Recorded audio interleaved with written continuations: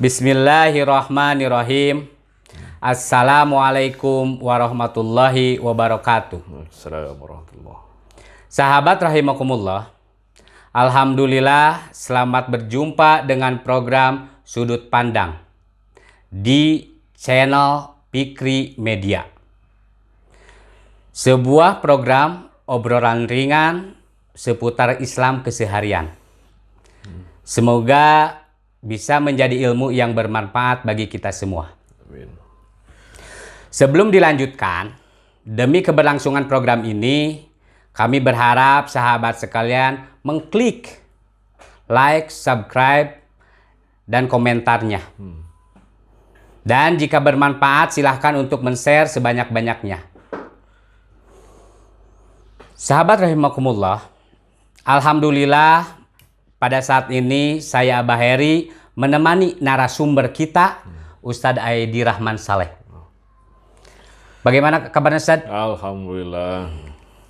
Begini Ustadz, Ya. kadang-kadang orang itu punya anggapan apabila terkena musibah, penyakit yang tidak sembuh-sembuh, rizki yang kurang, seolah-olah mereka punya anggapan bahwa Allah itu tidak memberikan rahmat kepada kita, Ustaz. Terus ketika berdoa tidak diijabah, mereka punya anggapan bahwa Allah tidak sayang kepada kita, Ustaz. Padahal Allah itu Maha Pemberi rahmat, Ustaz.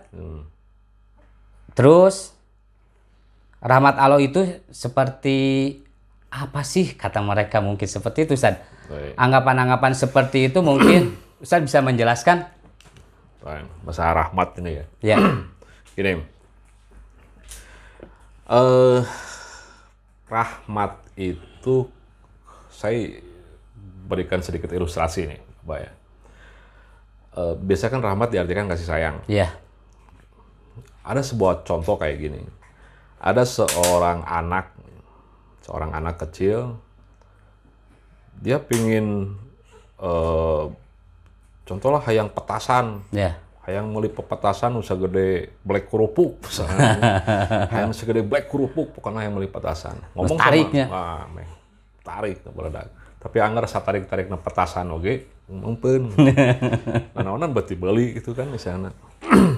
Ya gini, ketika seorang anak ingin membeli petasan besar, misalkan, lalu ngomong kepada ibunya, "Mah, hayang beli petasan, nu segede black kerupuk," gitu kan? Terus si ibunya kan menolak keinginan si anak kan. Cek ibu nanti, mau dibere. Gitu kan. Rek 1 miliar, rek 1 triliun hargana ge mau dibere, cek indung nanti. Nah, ibunya sayang nggak sama anaknya? Sayang, Ustaz. Nah, terus si anak lari ke bapaknya. Kata si bapak teh, "Bere atuh Bu, karunya." Nah, da pirage petasan sakitu mah paling ge 1 triliun hargana teh, contoh lah. Itu sayang nggak bapaknya ngomong gitu sama anaknya? Sama sayang, Ustaz. Nah, jadi sayang itu kan beda ya, Ya. cara pandangnya beda. Si ibu sayang sama anaknya dengan cara tidak memberi apa yang diminta oleh Anaknya, Ustaz. anaknya. Karena berdasarkan ilmu yang dimiliki ibu tadi, jadi petasan segede gitu mah bisa membahayakan. Nah, makanya ibunya melindungi anaknya, gitu kan. Cara menyayangi ibunya itu dengan tidak memberi apa yang diinginkan oleh anaknya itu, karena ibunya tahu bisa membahayakan si anak. Sedangkan bapaknya sayangnya itu kan lain. Mungkin si bapak tidak mempunyai pengetahuan tentang petasan itu bahayanya seperti apa. Hanya si bapak sayangnya seperti itu. Contoh lagi, misalkan ketika ada anak sakit, dibawa ke dokter sama bapaknya. Nah, ketika anak sakit dibawa ke dokter, kata si dokter, "Pak, anak bapak teh penyakitnya kieu. Wah, ya anakku disuntik." Disuntik kayak disuntik ku dokter. Si bapaknya bilang, "Kalah dokter. Iya budak teh dipusti-pusti di imah teh. Aya reungit hiji diberi gitu kan. Meh teu bisa nyocok ieu budak teh." Datang ke rumah sakit, datang ke dia. Lain liubaran ngarondek ditojos. Cek bapana teh. Bapak nanya, Ya. dokter nanya, ketika dokter nyuntik si pasien itu sayang nggak? Sayang supaya Sayang. sembuh, Ustaz. Nah, cara sayangnya beda ternyata Ah. kan ya. Nah, si dokter mungkin dengan ilmu kedokteran, cara menyayangi pasien itu seperti itu. Bapaknya mungkin dia tidak mengetahui ilmu tentang kedokteran, ilmu medis seperti apa, makanya cara menyayangi anaknya seperti itu. Nah, jadi cara pandang sayang itu, kasih sayang itu ternyata beda-beda. Di sini ada suatu suatu pelajaran lain bahwa menyayangi sesuatu itu tentu mesti dengan ilmu. Ini penting ya. Cara menyayangi orang itu mesti dengan ilmu. Kalau tanpa ilmu mungkin sayang seperti si bapak tadi lah, tanpa dia menyayangi anaknya tanpa ilmu. Nah, sekarang kita lari ke pengertian ya. Rahmat kalau kita lihat dalam bahasa Arab. Ibnu Faris nih dalam kitab Mu'jam Maqayisil Lughah, beliau mengatakan bahwa rahmat itu setiap kata dalam bahasa Arab ya yang berakar kata ro, ha dengan mim itu memiliki arti dasar kelembutan, kehalusan, kasih sayang. Makanya suka diartikan rahmat itu kasih sayangnya. Ada kelembutan, kehalusan, kasih sayang. Itu mana dasarnya yang namanya rahmat itu seperti itu. Kalau kita baca dalam Mufradat Ar-Raghib, Raghib Asfahani, beliau mengatakan bahwa rahmat itu memang maknanya itu kelembutan yang menuntut, tapi yang menuntut kebaikan atau perbuatan baik dari yang menyayangi kepada yang disayanginya itu. Tapi intinya berarti di sini bukan bersifat kelembutan saja, tapi ada unsur kebaikan demi yang disayanginya itu. Yeah. Nah, ketika si rahmat itu, jadi rahmat itu punya kandungan kelembutan, kehalusan, kasih sayang. Kasih sayang. Lamun diurang sigana contoh mudah kieu lah, ketika si ibu menyayangi anaknya kan dilus-elus. Ketika menyayangi bayinya itu kan dilus-elus kumaha kan, wah. Dijaga nah kumaha. Itu makna kelembutan, kasih sayangnya seperti itulah contohnya. Jadi Raghib Asfahani beliau mengatakan rahmat itu berarti ada dua di sini. Yang pertama rahmat dalam arti kelembutan. Jika si rahmat itu disandarkan kepada manusia. Maksudnya ketika manusia merahmati orang gitu kan. Berarti kandungan maknanya itu adalah kelembutan, kasih sayang, kehalusan seperti itulah. Tapi ketika si rahmat itu kata rahmat ini disandarkan kepada Allah, itu bukan kelembutan lagi. Makanya ketika misalkan Allah merahmati seseorang, itu kan bukan berarti dilus-elus atau diberi keinginannya, enggak seperti itu. Nah, kalau Raghib Asfahani mengatakan makna rahmat yang disandarkan kepada Allah itu kandungannya adalah berbuat baik atau perbuatan demi kebaikan yang dirahmatinya itu, yang disayanginya itu. Jadi Allah menyayangi seseorang, intinya berarti Allah memberikan kebaikan kepada orang tersebut. Sekalipun si orang tersebut tidak merasakan enak. Berarti. Karena tujuannya adalah memberikan kebaikan. Intinya seperti itulah. Dengan tujuan memberikan kebaikan kepada yang disayanginya itu, contohnya seperti dokter tadi kan. Dokter tanda dia sayang kepada pasiennya itu dengan suntik injeksi, sakit lah misalkan. Ya. Atau memberikan obat sekalipun pahit. Nah, begitu pula ketika Allah menyayangi hambanya, tidak selalu seperti dibayangkan ketika seseorang atau seorang hamba itu berdoa kepada Allah lalu Allah mengijabah. Gitu, tapi bisa saja dengan cara Allah tidak mengijabah permintaan seorang hamba, itu pun masuk kepada rahmat. Seperti tadi kan si ibu tadi kan, dia melarang anaknya tidak memberi, tengagugu kahayang anaknya sehingga gitu. Nah, kayak di sini kasih sayang Allah itu tidak selalu memberi apa yang diinginkan oleh hambanya. Tapi sayangnya Allah itu, rahmat Allah itu adalah memberikan kebaikan kepada si hamba tadi. Sekalipun dengan cara-cara atau bentuk yang tidak mengenakan hamba tadi. Contohlah dengan saum. Ya. Nah, dan syariah Allah yang lain itu demi kebaikan makhluk kan, demi kebaikan manusia. Ya. Orang yang melaksanakannya itu. Nah, makanya ketika orang misalkan wa antasumu khairul lakum. Dan kamu saum itu, gitu kan, itu adalah khair bagi kamu, itu adalah baik bagi kamu. Ini adalah bentuk rahmat dari Allah, itu seperti itu. Jadi intinya adalah memberikan kebaikan kepada yang disayanginya itu. Sekali lagi, rahmat Allah itu adalah dengan memberikan kebaikan kepada orang yang disayanginya, sekalipun tidak dirasakan enak oleh yang disayanginya itu. Nah, kalau kita baca nih dalam Al-Quran ya, rahmat itu, makanya rahmat itu kan banyak sekali rahmat itu kan. Makanya rahmat itu ada yang diartikan agama, gitu kan demi kebaikan manusia kan. Nah, ada rahmat berupa air hujan. Air hujan dalam rahmat pada suatu ayat diartikan air hujan atau oksigen yang kita hirup itu kan rahmat dari Allah. Dengan adanya air itu memberikan kebaikan kepada makhluk. Itu kan rahmat Allah seperti itu. Ada agama, tentu agama itu diberikan oleh Allah demi kebaikan makhluk kan, demi kebaikan manusia. Gitu kan. Ada rahmat diartikan pertolongan, kemenangan, ada rahmat diartikan rizki, gitu kan. Ada rahmat diartikan nikmah. Mungkin nanti kita bahas nikmat seperti apa ya. Ada rahmat berupa keimanan, itu rahmat juga. Ada rahmat berupa Al-Quran. Nah, kita bahas nanti.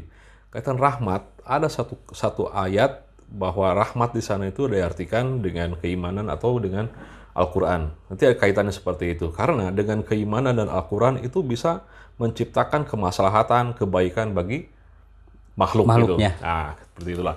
Nah, kalau kita lihat lagi, makna atau kata-kata rahmat di dalam Al-Quran itu ya, itu kan rahmat Allah itu kan dikatakan luas.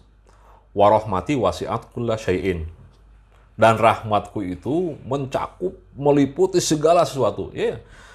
Jadi kan yang namanya makhluk itu sesuatu yang ada selain Allah. Dikatakan makhluk kan? Dikatakan makhluk itu kan, sesuatu yang ada selain Allah. Apapun itu kan karena segala yang ada itu ciptaan dari Allah. Allah ketika membuat sesuatu tidak lantas dibiarkan. Tapi Allah ketika menciptakan sesuatu itu terus memberikan rahmat itu demi kebaikan yang diciptakan oleh Allah itu. Jadi pada dasarnya gitu kan, ini kita mesti husnudzon kepada Allah itu seperti itu. Ketika Allah menciptakan sesuatu termasuk kita, itu bukan berarti atau bukan bertujuan agar kita itu mendapatkan siksaan dari Allah. Karena pada dasarnya Allah itu adalah Maha Pemberi rahmat. Ini diartikan berarti Allah itu memberikan kebaikan kepada makhluk, termasuk kita sebagai manusia misalnya. Diberi rahmat itu kan. Nah, sekali lagi rahmat Allah itu meliputi segalanya. Iya. Segala makhluk Allah itu mendapatkan rahmat. Berarti semua ya? Semuanya, mau kafir mau mukmin sama. Mau seorang yang mengaku tidak percaya dengan adanya Tuhan pun dirahmati oleh Allah gitu kan. Semuanya gitu kan.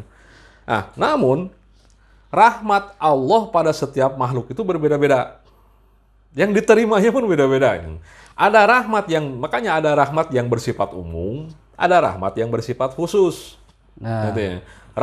Yang bersifat umum itu seperti misalkan oksigen, air, itu kan bentuk rahmat dari Allah. Mau orang kafir sekalipun itu sama menikmatinya. Sama menghirup oksigen yang diberikan oleh Allah. Sekalipun orang itu ateis lah misalkan. Nah, itu rahmat yang umum. Kebaikan diterima oleh semua makhluk itu. Nah, ada rahmat yang khusus. Nah, inilah rahmat khusus ini yang hanya bisa diterima oleh orang-orang mukmin saja. Makanya ketika dalam tafsiran lafaz Bismillahirrahmanirrahim, Ar-Rahman, Ar-Rahim itu ada yang membedakan. Kalau Ar-Rahman itu Allah Maha Pemberi rahmat dalam arti rahmat yang umum. Seperti tadi, air dan sebagainya gitu kan. Semua mendapatkan. Semua mendapatkannya itu rahmat Allah yang di dunia ini. Iya. Sedangkan Ar-Rahim itu adalah rahmat Allah yang diberikan kepada orang-orang yang mukmin saja. Nanti di akhirat berarti ini mah, bukan di dunia. Ar-Rahim itu. Rahmat Allah yang diberikan nanti di akhirat. Tentu ini berkaitan dengan rahmat yang hanya bisa diterima oleh orang-orang mukmin saja. Nah. Seperti itulah pengertian atau apa? Pengertian dasar dari rahmat itu ya. Mungkin ini kalau tadi dari pemaparan Ustadz tadi dari tadi ada rahmat yang umum, ada rahmat yang khusus. Mungkin bisa nggak kita membedakan antara rahmat atau dengan istidraj, Ustadz? Oh, istidraj, ya. Ini maksudnya ada yang kelewat ya. Saya gini, ketika seseorang tadi mana istidraj itu ya, si ibu itu kan atau si bapak, kayak gini ya. Ketika si ibu melarang anaknya, contoh lah, ketika si ibu melarang anaknya, si anaknya kekeh hayang melipat asan segede, black kerupuk, kekeh si budak harga miliaran teh tadi. Harga miliaran teh. Dari masalah duit, masalah macam teh. Terus si budak teh merengek lah sama ibunya itu. Wah, geus kugulitikan, geus kumaha tuh, atau dia kumaha kekeh hayang eta petasan segede black kerupuk. Nah, si ibu teh kan pusing. Ya. Kata si ibu, nya geus atuh, tah balikeun kagok gitu kan. Tong nu sagede black kerupuk. Black kontainer ya pokoknya segede lebih gede kan. Pokoknya balikeun petasan nu segede gitu. Nah, itu pemberian si ibu tuh berdasarkan sayang rahmat gitu ya, dalam arti memberikan kebaikan atau tidak. Ya itu. Nah itu, istidraj itu ilustrasinya seperti itulah itu. Jadi Allah memberikan kepada pemberian dari Allah itu kadang gitu kan tidak mengandung rahmat. Gitu kan ya. Sekalipun itu memang rahmat dari Allah. Ini jadi pabelit kiri yang ngartikannya ya. Contohnya seperti ini.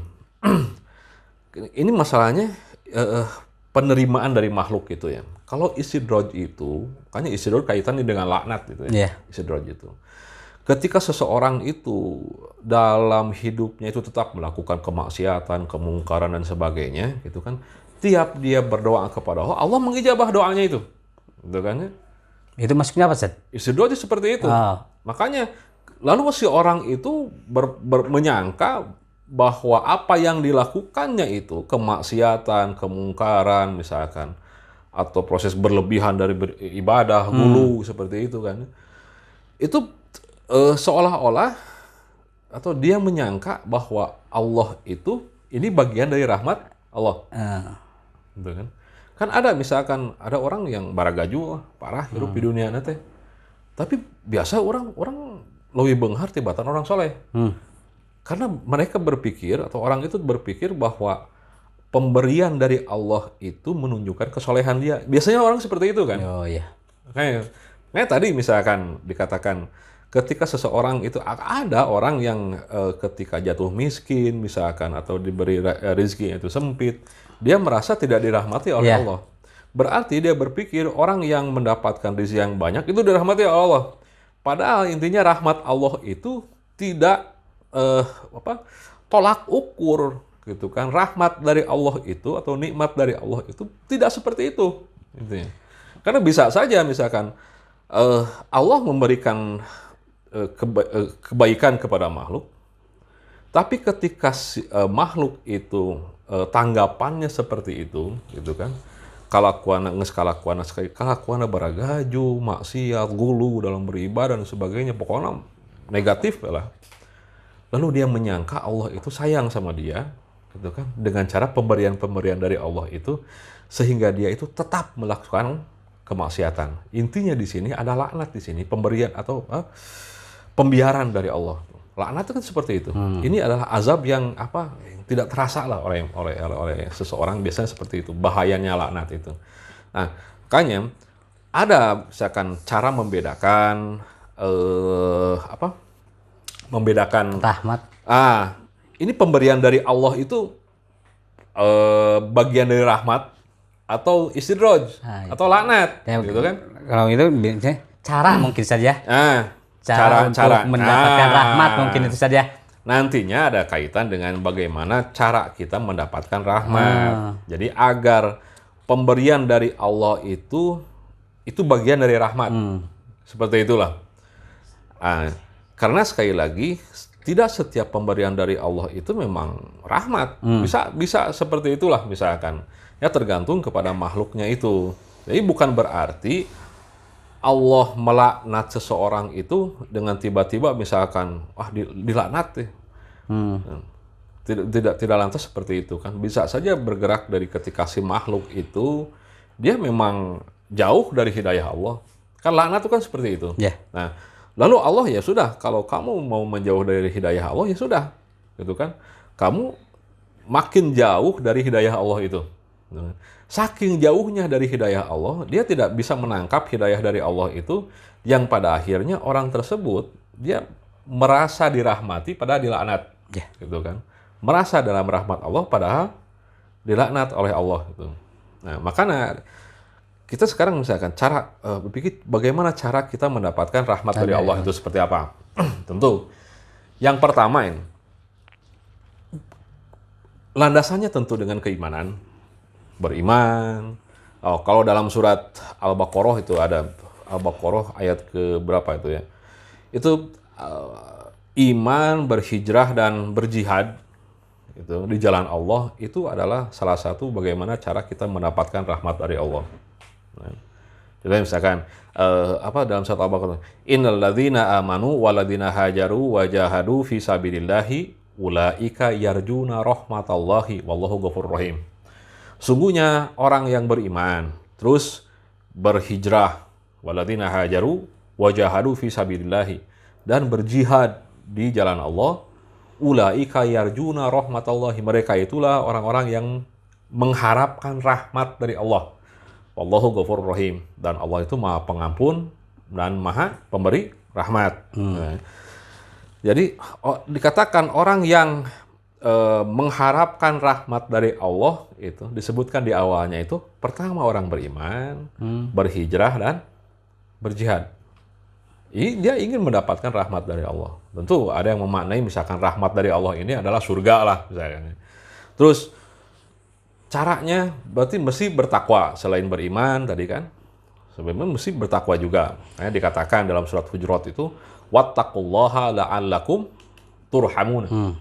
Dan bertakwalah kepada Allah agar kalian itu dimasukkan atau mendapatkan rahmat dari Allah. Takwa. Yang ketiga mesti bersabar, kan? Nah, seperti dalam ayat wabasyiris sabirin, dan beritakanlah kabar gembira, berikanlah kabar gembira kepada orang-orang yang bersabar. Siapa orang yang bersabar itu? Alladzina idza asabathum musibah qalu inna lillahi wa inna ilaihi rajiun. Orang-orang yang ketika diberi musibah dia mengatakan istirja. Ucapkan inna lillahi wa inna ilaihi rajiun. Sungguhnya kami ini berasal dari Allah, gitu kan? Kami ini adalah milik Allah dan kami akan kembali kepada Allah itu. Ulaika alaihim shalawatu mir rabbihim wa rahmah. Dikatakan mereka itulah orang-orang yang mendapatkan sholawat dari Allah, dari Tuhan mereka, mirobihim, warohmah, dan rahmat. Sekali lagi, mereka itulah, gitu kan, orang yang sabar itu, yang akan mendapatkan sholawat dari Allah. Sholawat di sini diartikan, ada yang mengartikan ampunan ya, magfirah. Mendapatkan ampunan dari Tuhan mereka dan yang akan mendapatkan rahmat. Tentu, sekali lagi yang berhak atau cara menggapai rahmat itu, rahmat Allah itu berarti dengan sabar. Nah, sekarang yang keempat apa? Berbuat ihsan. Ihsan di sini berbuat kebaikan tapi dalam beragama, gitu kan? Dalam beragama. Dalam ibadah, dalam beribadah, gitu kan? Misalkan ihsan dalam sholat, misalkan itu gerakan dan sebagainya kan, gitu kan? Terus ihsan dalam berdoa, tadarruan wa khufyatan, gitu kan, dalam merendahkan diri dan itu kan tidak meninggikan suara, misalkan dalam berdoa kepada Allah. Itu berbuat ihsan dalam beribadah itu seperti itu. Allah mengatakan inna rahmatallahi qaribum minal muhsinin. Sesungguhnya rahmat Allah itu dekat dari orang-orang yang berbuat ihsan seperti itu. Nah, jadi setelah apa tadi teh? Yang pertama teh beriman, takwa, hijrah, jihad, terus yang kedua apa? Takwa, bertakwa. Ketiga sabar, Sed. sabar. Ya. Terus yang tadi ihsan, yang ihsan, keempat. Sekarang yang kelima ada merahmati makhluk juga. Berkasih sayang dengan makhluk Allah. Itu pun termasuk cara untuk mendapatkan rahmat dari Allah. Kalau Rasulullah mengatakan misalnya, irhamu man fil ardi, yarhamukum man fis sama. Nah, rahmatilah orang yang ada di bumi, nanti kamu akan dirahmati oleh yang ada di langit. Berarti cara untuk mendapatkan rahmat dari Allah tentu dengan cara kita berkasih sayang, merahmati juga makhluk-makhluk Allah yang ada di bumi ini.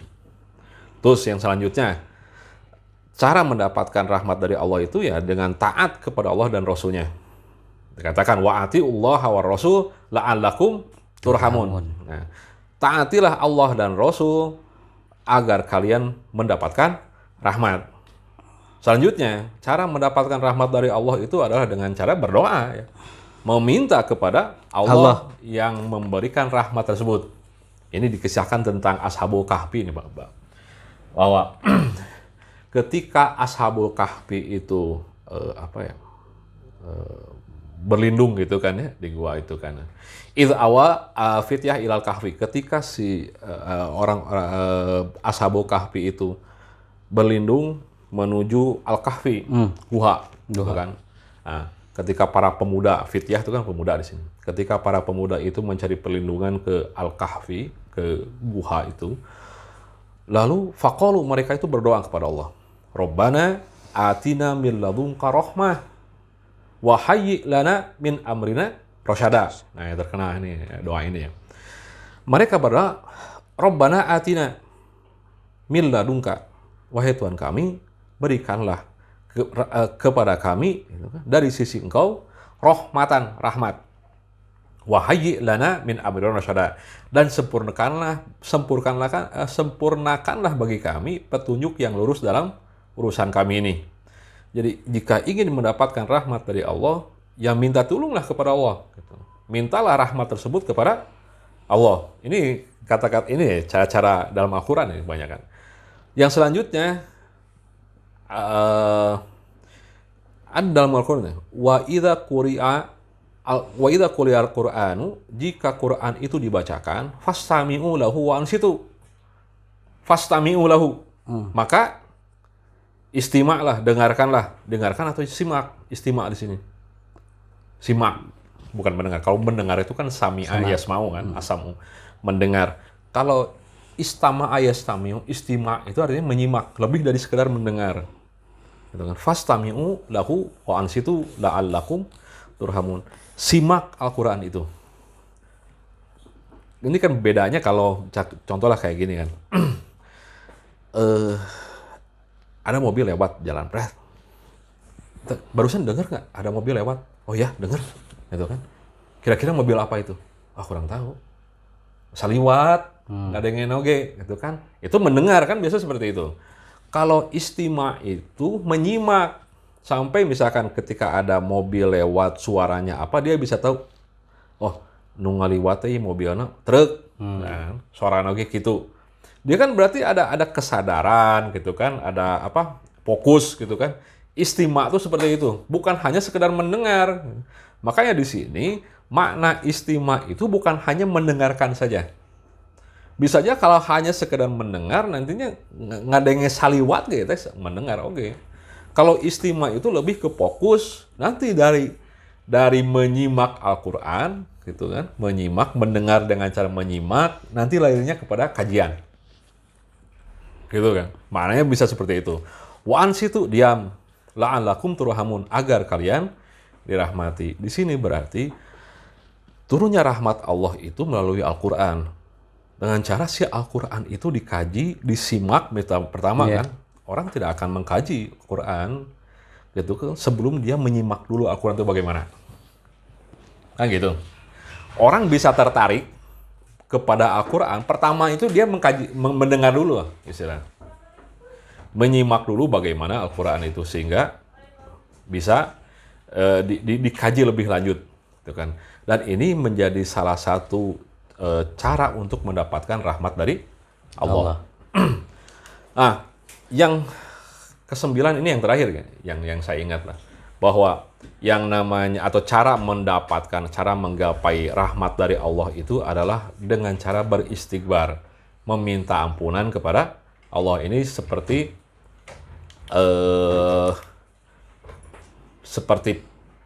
dalam Al-Quran ya, ada doa perkataan Nabi Soleh itu kalau nggak salah ya. Laula tastaghfirunallaha la'allakum turhamun. Laula tastaghfirunallaha la'allakum turhamun. Mengapa kamu tidak memohon ampunan kepada Allah agar kamu mendapatkan atau dirahmati, mendapatkan rahmat dari Allah? Mengapa kamu tidak beristighfar kepada Allah tuh? Nah, tuh minta ampun ke Allah atau meh dirahmati, gitu kan? Kayak ada kaitan antara magfirah dengan rahmat, dan inilah kan kata Rasul itu kan. Yang bisa memasukkan seseorang ke surga itu adalah ketika seseorang itu mendapatkan rahmat dan magfirah dari Allah. Nah, jadi sekali lagi misalnya, ini cara-cara bagaimana seseorang itu bisa dirahmati oleh Allah. Gitu kan. Nah, dari 9 cara ini lah, gitu kan. Dari 9 cara ini mudah-mudahan kita bisa membedakan, gitu kan. Ketika bagaimana kita bisa membedakan pemberian dari Allah ini adalah rahmat memang dari Allah, gitu kan, atau memang ini istidraj dari Allah, bisa saja seperti itu, gitu kan. Yang sekali lagi tetap kita mesti taat dulu kepada Allah, lalu insya Allah Allah akan memberikan rahmat kepada kita, atau pemberiannya itu memang berdasarkan rahmat dari kita. Ingatkan ketika Ibrahim itu bagaimana ketaatan Ibrahim kepada Allah itu. Ya. Lalu Ibrahim meminta keturunan kepada Allah kan. Terus-terusan meminta keturunan, anak dan sebagainya. Makanya ada kata-katanya. Wa wahabna mir rahmatina. Lalu kami hibahkan, kami berikan kepada Ibrahim itu, wa wahabna lahu bir rahmatina. Maka dan kami berikan kepada Ibrahim itu mir rahmatina, dari rahmat kami. Jadi di sini rahmat Allah itu turun, gitu kan ya, atau pemberian dari rahmat Allah bisa bernilai rahmat itu jika seseorang itu berada dalam ketaatan kepada Allah. Intinya mungkin seperti itulah, Bapak Adik. Alhamdulillah, Ustaz. Banyak ilmu yang kita dapatkan di hari ini dalam obrolan ini, Ustaz. Alhamdulillah. Dan apa yang Ustaz tadi sampaikan dari catatan saya, Ustaz, ini, Ustaz. Iya. Mungkin mudah-mudahan tidak salah, Ustaz, menyimpulkan, Ustaz, ya. Kalau mudah-mudahan dalam penyimpulan juga mungkin bisa salah, Ustaz. Yang saya catat ini, Ustaz, tadi rahmat Allah itu kasih sayang yang mengandung perbuatan baik, Ustaz. Mungkin itu saja. Atau demi kebaikan orang yang disayanginya. Makna kebaikan ini dikembalikan lagi kepada Allah. Karena bisa saja, Ustaz, menurut Allah itu baik, tapi menurut makhluknya tidak. Itu mungkin saja gitu. Mungkin itu saja, Ustaz, lah kesimpulannya yang disimpulkan ini, Ustaz. Takut lebih salah, Ustaz, nantinya. Oke, terima kasih, Ustaz. Sahabat rahimakumullah. Demikianlah obrolan sudut pandang kali ini. Dan tak lupa simak terus obrolan berikutnya di Fikri Media. Semoga bisa bermanfaat bagi kita semua. Aqulu qouli hadza wa astaghfirullah li wa lakum. Wassalamualaikum warahmatullahi wabarakatuh.